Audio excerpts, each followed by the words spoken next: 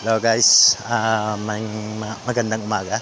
Nandito tayo ngayon sa napakagandang lugar. Oh, ang laki ng bato guys, oh. Ah, kung saan maraming naliligo sa ilog ng kalikasan dito sa Barangay Mabini. Kotkot, ayan. Ang ganda guys, no? Pero nandito ako para maghanap buhay. Ito, isda ko. Yan. Nagtitinda ako ng isda rito kasi maraming naliligo dito na mga turista. Wait lang guys. Naliligo na taga ibang lugar. So, titingnan ko muna dito kung may tao rito. Okay, wala. So, dito naman tayo. Babalik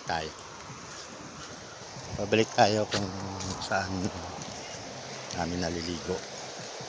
At magbebenta tayo guys. Naka 2 kilo pa lang ako dito. So, kailangan marami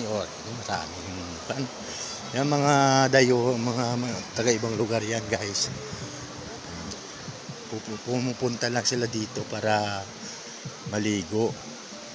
So, yan, may mga dala silang baon, nagluluto. Dito na rin sila nagluluto. So, akyat tayo doon sa kabila. Kasi titingnan natin doon kung maraming tao rin doon guys, maraming turista din. Wala, nakakita na kayo ng hayop na ganito guys, oh? Ang laking kambing. Dadaan ako ha.